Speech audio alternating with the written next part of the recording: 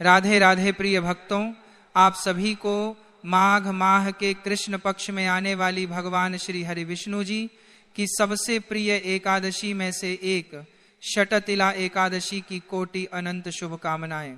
भक्तों, शास्त्रों में स्पष्ट बताया गया है कि न गायत्र्यः परो मंत्रः न मातुः परम दैवतम न गदगायाः परम तीर्थम न एकादश्याः सम्मम व्रतम। इस श्लोक का भावार्थ यह है कि जिस प्रकार इस संसार में गायत्री मंत्र से श्रेष्ठ कोई मंत्र नहीं, अपनी माता से बड़ा कोई देवता नहीं और गंगा जी से पवित्र कोई तीर्थ स्थान नहीं है, ठीक उसी प्रकार एकादशी के समान फलदायी और श्रेष्ठ कोई दूसरा व्रत नहीं है। और यदि बात षटतिला एकादशी की करी जाए तो इससे शुभकारी एकादशी शायद ही कोई दूसरी है। भक्तों, माघ मास कृष्ण पक्ष की षटतिला एकादशी भी कोई साधारण तिथि नहीं है, बल्कि यह वह अवसर है जब भगवान श्री हरि विष्णु अपने भक्तों को आत्मशुद्धि, संयम और वैराग्य का मार्ग दिखाते हैं। वर्ष 2026 में यह एकादशी विशेष इसलिए हो गई है क्योंकि इसी दिन मकर संक्रांति का पावन पर्व भी पड़ रहा है और यहीं से लोगों के मन में भ्रम, संशय और अलग अलग बातें फैलने लगी हैं। कोई कह रहा है कि एकादशी 13 तारीख को है, कोई 14 को बता रहा है, कोई कहता है कि संक्रांति है तो खिचड़ी खानी ही चाहिए, और कोई यह सोचकर डर में पड़ गया है कि एकादशी को खिचड़ी नहीं खाई जाती तो अब क्या होगा। इन सभी सवालों का जवाब आपको इसी वीडियो में आगे मिल जाएगा। तो भक्तों, वीडियो को पूरा जरूर देखकर जाना, क्योंकि इन सब उलझनों का समाधान भावनाओं से नहीं बल्कि शास्त्र की समझ से होता है। सबसे पहले यह समझना आवश्यक है कि सनातन धर्म में व्रत और तिथि का निर्णय कैसे किया जाता है। पंचांग के अनुसार षटतिला एकादशी तिथि का आरंभ 13 जनवरी 2026 को दोपहर 3:19 से हो रहा है और इसका समापन 14 जनवरी 2026 को शाम 5:54 पर हो रहा है। अब बहुत से लोग यहीं भ्रम में पड़ जाते हैं और सोचते हैं कि जिस दिन तिथि शुरू हुई उसी दिन व्रत रखा जाएगा, जबकि शास्त्रों में स्पष्ट कहा गया है कि व्रत हमेशा उदया तिथि के अनुसार रखा जाता है। जिस तिथि में सूर्य उदय होता है वही तिथि व्रत के लिए प्रधान मानी जाती है। इसी नियम के अनुसार षटतिला एकादशी का व्रत वर्ष 2026 में बुधवार 14 जनवरी को ही रखा जाएगा। इसमें कोई मतभेद, कोई दूसरा विचार और कोई संशय नहीं है। अब इसी दिन मकर संक्रांति भी है। सूर्यदेव इस दिन मकर राशि में प्रवेश करते हैं और उत्तरायण का आरंभ होता है, इसीलिए यह दिन अत्यंत पवित्र माना गया है। लेकिन यहाँ एक बहुत सूक्ष्म बात समझनी चाहिए। संक्रांति एक पर्व है और एकादशी एक व्रत तिथि है। पर्व का संबंध उत्सव, दान और सामाजिक परंपराओं से होता है, जबकि व्रत का संबंध आत्म संयम, नियम और तप से होता है। शास्त्रों में यह स्पष्ट कहा गया है कि जब व्रत और पर्व एक ही दिन आ जाएं तो व्रत का नियम कभी नहीं टूटता। विशेष रूप से एकादशी का नियम सभी पर्वों से ऊपर माना गया है, क्योंकि यह तिथि स्वयं भगवान श्री हरि विष्णु को समर्पित है। यही कारण है कि 14 जनवरी 2026 को चाहे मकर संक्रांति ही क्यों न हो, एकादशी का नियम ही प्रधान रहेगा। इसका सीधा अर्थ यह है कि इस दिन चावल का सेवन नहीं किया जाएगा। खिचड़ी चावल से बनती है, इसीलिए एकादशी के दिन खिचड़ी खाना, बनाना या चखना भी वर्जित है। कई लोग भावुकता में यह कह देते हैं कि संक्रांति पर खिचड़ी न खाएं तो पाप लग जाएगा, लेकिन शास्त्र यह नहीं कहते। शास्त्र कहते हैं कि एकादशी के दिन चावल का सेवन महापाप है, चाहे कोई भी पर्व क्यों न हो। इसीलिए 14 जनवरी 2026 को खिचड़ी नहीं खानी है, नहीं बनानी है और नहीं किसी को परोसनी है। अब यहाँ षटतिला एकादशी का वास्तविक स्वरूप समझना बहुत जरूरी है। इस एकादशी का नाम ही तिल से जुड़ा हुआ है। शास्त्रों में बताया गया है कि इस दिन तिल से स्नान करना, तिल का उबटन लगाना, तिल का दान करना, तिल से भगवान का पूजन करना और तिल से बने पदार्थों का भोग अर्पित करना अत्यंत पुण्यदायक होता है। तिल को पापों का नाश करने वाला और पितरों को तृप्त करने वाला माना गया है। इस दिन भगवान को तिल और गुड़ से बने लड्डू, तिल मिश्रित मिष्ठान और सात्विक फल अर्पित करने चाहिए। स्वयं भी उपवास या फलाहार में रहकर भगवान का स्मरण करना चाहिए। बहुत से लोग पूछते हैं कि अगर एकादशी के दिन खिचड़ी नहीं खानी है तो फिर संक्रांति का पुण्य कैसे मिलेगा।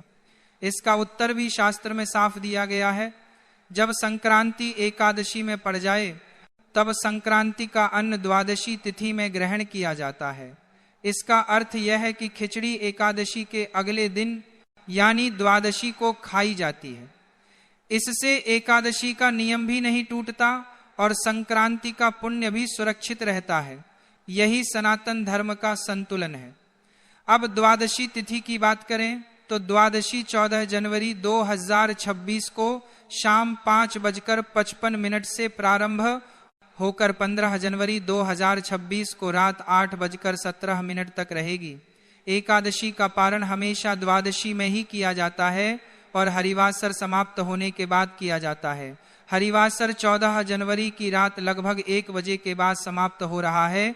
इसलिए षटतिला एकादशी का शुद्ध और सही पारण समय 15 जनवरी 2026 को सुबह 7:15 से सुबह 9:20 तक माना गया है। इसी समय पारण करना चाहिए। अब यहाँ एक और भ्रम लोगों के मन में बैठा हुआ है, एक जो सबसे अधिक डर पैदा कर रहा है, और वह यह है कि 15 जनवरी 2026 को द्वादशी गुरुवार के दिन पड़ रही है और कई स्थानों पर यह मान्यता प्रचलित है कि गुरुवार को खिचड़ी या चावल नहीं खाया जाता। अब लोग पूछ रहे हैं कि अगर गुरुवार को खिचड़ी नहीं खाई जाती तो द्वादशी में खिचड़ी कैसे खाएं? इस प्रश्न का उत्तर बहुत शांति से समझने की आवश्यकता है। गुरुवार को खिचड़ी न खाने की बात कोई सार्वभौमिक शास्त्रीय नियम नहीं है। यह कुछ क्षेत्रों की लोक मान्यता है जिसे लोक परंपरा से मानते आ रहे हैं। इसके विपरीत एकादशी द्वादशी का नियम शास्त्र से चलता है और शास्त्र स्पष्ट कहते हैं कि द्वादशी के दिन चावल पूर्ण रूप से शुद्ध होते हैं। शास्त्र यह नहीं देखते कि वार कौन सा है, शास्त्र यह देखते हैं कि तिथि कौन सी है। जब तिथि द्वादशी होती है तब एकादशी का निषेध समाप्त हो जाता है। इसलिए 15 जनवरी 2026 को, जो कि गुरुवार है, स्नान, पूजा और पारण के बाद खिचड़ी खाना पूर्ण रूप से धर्मसम्मत, शुद्ध और दोष रहित है। इसमें न तो गुरुवार का दोष लगता है और न ही कोई पाप माना जाता है, बल्कि यदि कोई व्यक्ति गुरुवार के भ्रम में पड़कर द्वादशी में भी खिचड़ी नहीं खाता तो वह संक्रांति के पुण्य से स्वयं को वंचित कर लेता है। अब पारण की विधि को भी समझना बहुत जरूरी है। पारण का अर्थ यह नहीं है कि सीधे भोजन कर लिया जाए। पारण का अर्थ है व्रत को विधि पूर्वक समाप्त करना। षटतिला एकादशी का पारण गोदुग्धेन पारणम बताया गया है, अर्थात सबसे श्रेष्ठ पारण गाय के दूध से किया जाता है। यदि दूध उपलब्ध न हो तो जल, फल या तुलसी दल से भी पारण किया जा सकता है। पहले पारण करना चाहिए, उसके बाद ही भोजन करना चाहिए। यही कारण है कि पहले पारण करें और उसके बाद ही खिचड़ी या चावल से बना भोजन ग्रहण करें। एकादशी का वास्तविक अर्थ केवल भूखा रहना नहीं है, यह मन, वचन और कर्म का उपवास है। इस दिन क्रोध, ईर्ष्या, द्वेष, छल, निंदा और अहंकार से दूर रहना चाहिए। जो व्यक्ति केवल अन्न का त्याग करता है लेकिन मन में कटुता रखता है, उसका व्रत पूर्ण नहीं होता। लेकिन जो व्यक्ति प्रेम, क्षमा और संयम के साथ भगवान का स्मरण करता है और अहंकार का स्मरण करता है, उसका व्रत पूर्ण नहीं होता है। वही इस व्रत का वास्तविक फल प्राप्त करता है। षटतिला एकादशी पितरों के लिए भी अत्यंत महत्वपूर्ण मानी गई है। इस दिन संध्या समय दीपक जलाकर पितरों का स्मरण करना, उनसे क्षमा मांगना और उनका आशीर्वाद लेना विशेष पुण्यदायक माना गया है। तिल पितरों को प्रिय है, इसलिए इस दिन तिल का दान और तिल से जुड़े कर्म पितृदोष शांति में सहायक माने जाते हैं। अंत में निष्कर्ष बिल्कुल स्पष्ट और सरल है। 14 जनवरी 2026 को षटतिला एकादशी है। उस दिन खिचड़ी नहीं खानी है। नहीं बनानी है और न ही चखनी है। 15 जनवरी 2026 को द्वादशी है, उसी दिन पारण करना है और पारण के बाद खिचड़ी खानी है, चाहे वह दिन गुरुवार ही क्यों न हो। यही शास्त्र का निर्णय है, यही सनातन की मर्यादा है और यही वह मार्ग है जिससे एकादशी और मकर संक्रांति दोनों का पुण्य सुरक्षित रहता है। इस बार मकर संक्रांति को लेकर कई भक्तों के मन में असमंजस है, इसलिए यहाँ आपको साफ साफ बताया जाएगा कि सही तारीख कौन सी है। इसके साथ ही यह भी बताया जाएगा कि मकर संक्रांति के दिन क्या करना चाहिए और क्या नहीं करना चाहिए, पूजा कैसे करनी है और इस पवित्र दिन का पूरा पुण्य कैसे प्राप्त होता है। मकर संक्रांति का महत्व इतना अधिक क्यों माना जाता है, यह त्योहार क्यों मनाया जाता है और इस दिन किया गया जप तप दान स्नान पूजा और पाठ अधिक फल देने वाला क्यों कहा गया है, इन सब बातों पर भी विस्तार से चर्चा होगी। आने वाली मकर संक्रांति से जुड़ी संपूर्ण जानकारी आपको इस वीडियो में मिलेगी। आगे बढ़ने से पहले एक सरल सा अनुरोध है कि वीडियो को अंत तक देखिए ताकि हर बात सही तरह से समझ में आ सके। यदि वीडियो उपयोगी लगे तो लाइक और शेयर जरूर करें ताकि और लोगों तक भी सही जानकारी पहुंच सके। भगवान विष्णु की कृपा पाने के लिए कमेंट बॉक्स में लिखिए ओम नमो भगवते वासुदेवाय। सूर्य देव की कृपा से आपका भाग्य प्रबल हो, जीवन में उजाला बढ़े, सुख समृद्धि आए, इसके लिए श्रद्धा से लिखिए जय सूर्य देव। व्रतों और त्योहारों की जानकारी पंचांग और ज्योतिष के आधार पर बताई जाती है। कौन सी तिथि कब है, व्रत कब करना है, क्या नियम है और क्या विधि है, सब कुछ समझाया जाता है। इसी वीडियो में यह भी बताया जाएगा कि मकर संक्रांति के दिन कौन सी गलती नहीं करनी चाहिए। अब मकर संक्रांति 2026 के विषय में विस्तार से बात करते हैं। मकर संक्रांति का यह पावन उत्सव केवल भारत में ही नहीं बल्कि पड़ोसी देशों में भी श्रद्धा और उत्साह के साथ मनाया जाता है। उत्तर भारत, दक्षिण भारत, पूर्व और पश्चिम सभी प्रांतों में रहने वाले लोग इसे बड़ी आस्था से मनाते हैं। विदेशों में रहने वाले भारतीय भी इस पर्व को हर्ष के साथ मनाते हैं। इस त्योहार के अलग अलग नाम हैं, कहीं इसे मकर संक्रांति कहा जाता है, कहीं उत्तरायण और कहीं पोंगल के नाम से जाना जाता है, लेकिन भाव हर जगह एक ही है। यह दिन अत्यंत शुभ माना जाता है। इस दिन किया गया जप तप दान स्नान और पूजा मनुष्य के जीवन में कल्याण और शुभ फल देने वाला माना जाता है। क्या दान करना चाहिए, किस प्रकार दान करना चाहिए और कौन सी वस्तुएं दान के लिए विशेष मानी गई हैं, इस पर भी आगे बात होती है। इससे पहले यह समझना भी आवश्यक है कि इसे मकर संक्रांति या उत्तरायण क्यों कहा जाता है और इस दिन की विशेष महिमा क्या है। हमारी सनातन परंपरा, वेद, पंचांग और ज्योतिष के अनुसार देवताओं के यहाँ समय का क्रम हमसे अलग होता है। वहाँ 6 महीने रात रहती है और 6 महीने दिन के समान रहते हैं। हमारे एक वर्ष में उनके एक दिन और एक रात पूरी होती है। सूर्य देव निरंतर गति करते हुए 12 राशियों से होकर गुजरते हैं। जब सूर्य दक्षिण दिशा की ओर झुकता है और दिन छोटे होने लगते हैं तो उसे दक्षिणायन कहा जाता है। यह स्थिति तब बनती है जब सूर्य कर्क राशि में प्रवेश करता है। इसके बाद जब सूर्य धनु राशि से आगे बढ़कर मकर राशि में प्रवेश करता है तभी से उत्तरायण आरंभ होता है। मकर राशि में प्रवेश का यही क्षण मकर संक्रांति कहलाता है। यह प्रायः जनवरी में आता है, कभी 13, कभी 14 और कभी 15 जनवरी को। इस दिन से सूर्य उत्तरी दिशा की ओर गति करना शुरू करता है और धीरे धीरे दिन बड़े होते जाते हैं। इसीलिए इसे उत्तरायण कहा जाता है क्योंकि सूर्य का रथ उत्तर दिशा की ओर मुड़ जाता है। इसी कारण इसे देवताओं की सुबह मानी गई है।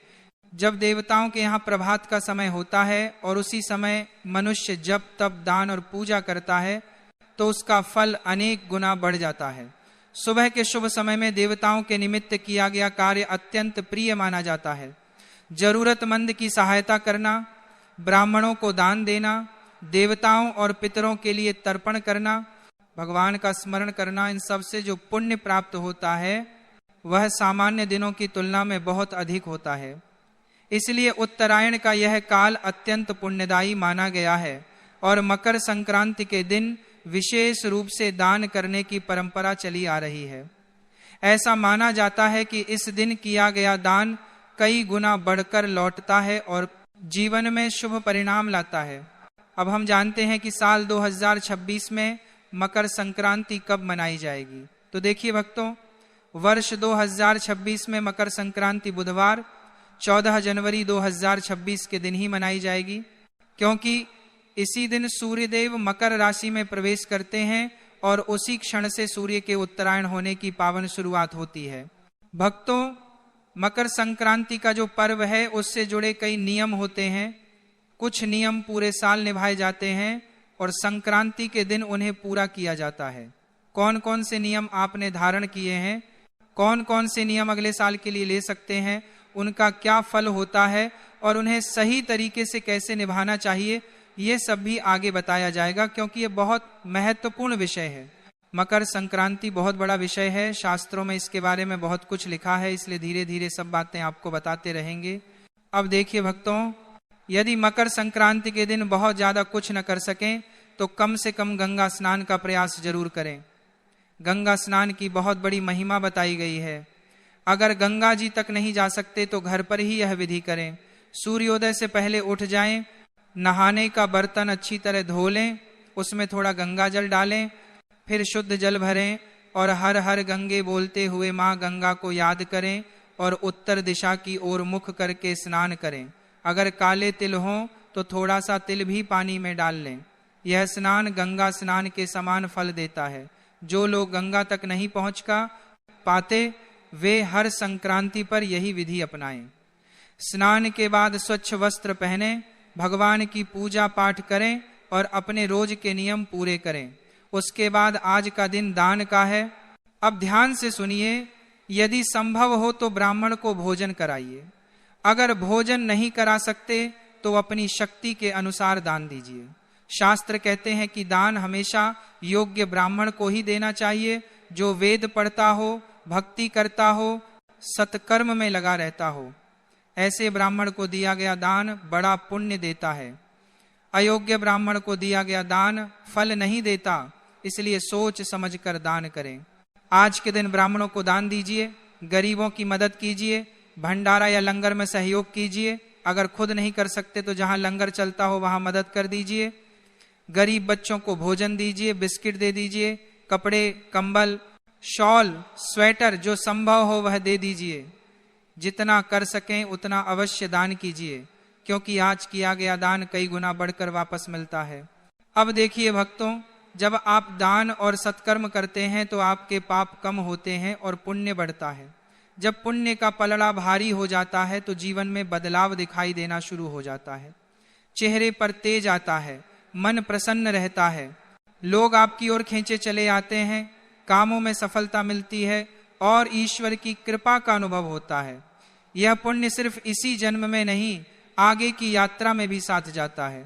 जब मनुष्य इस दुनिया को छोड़कर आगे की यात्रा पर जाता है तो उसका मार्ग लंबा होता है। शास्त्र कहते हैं कि यह यात्रा पूरे 1 वर्ष की होती है, इसलिए मासिक श्राद्ध किए जाते हैं।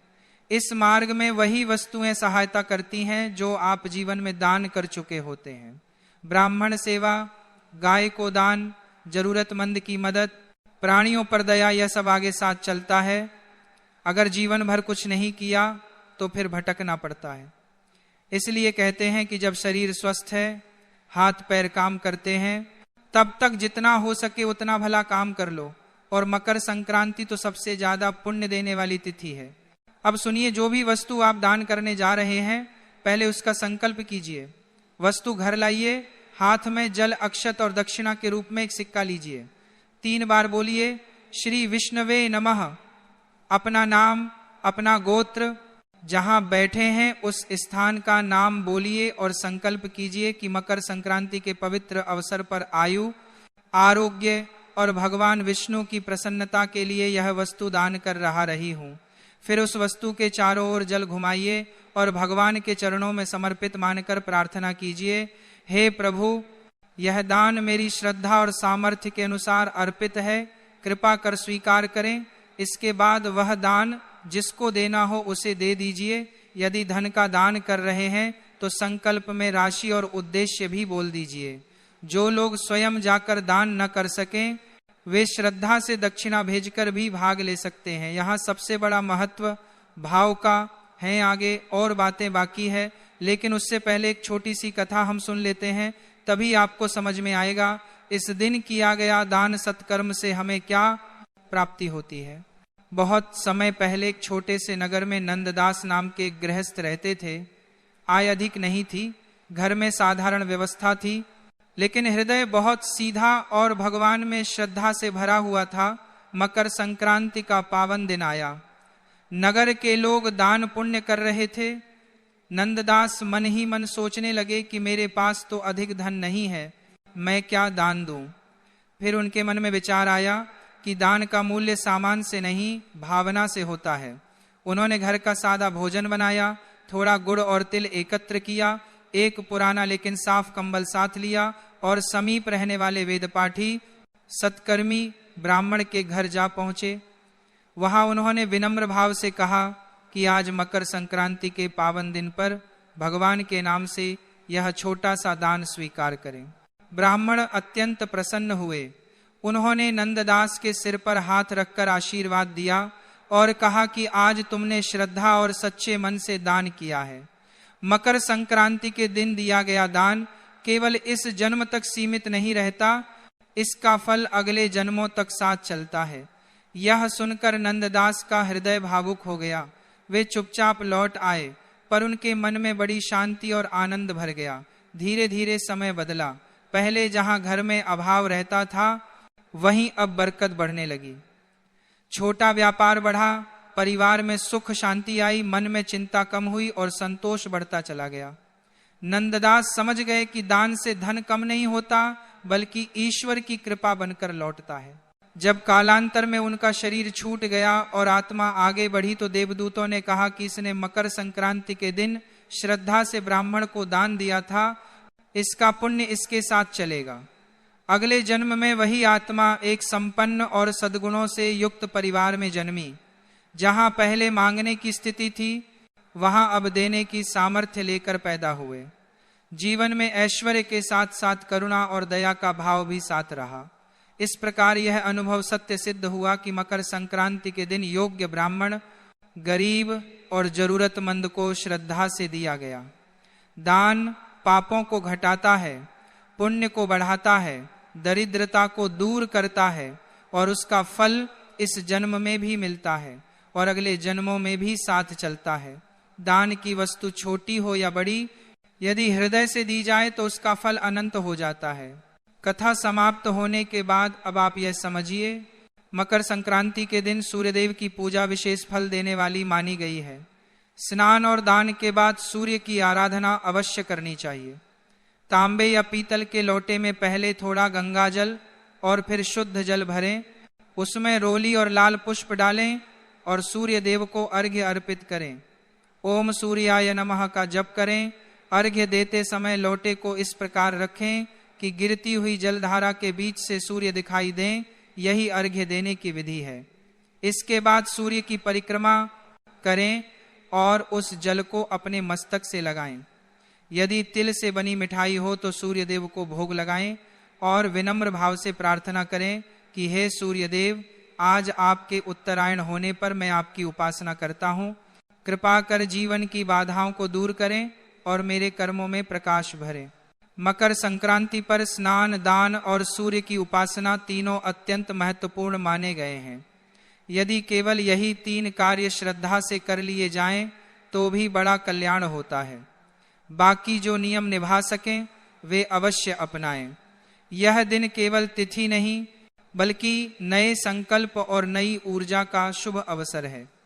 सूर्यदेव उत्तरायण होकर हमें यह संदेश देते हैं कि जीवन में अंधकार छोड़कर प्रकाश की ओर बढ़ना चाहिए, नकारात्मकता त्याग कर सकारात्मकता अपनानी चाहिए और आलस्य छोड़कर कर्म पथ पर आगे बढ़ना चाहिए। अब वर्ष 2026 की मकर संक्रांति की तिथि भी स्पष्ट सुन लें। मकर संक्रांति 2026 में बुधवार 14 जनवरी को मनाई जाएगी। इसी दिन सूर्य मकर राशि में प्रवेश करेंगे। उसी क्षण से उत्तरायण का शुभारंभ माना जाता है। यह दिन षटतिला एकादशी का भी रहेगा। इसलिए 14 और 15 की जो उलझन है उसे छोड़ दीजिए और 14 जनवरी को विधिवत मकर संक्रांति का पर्व हर्ष और श्रद्धा से मनाइए।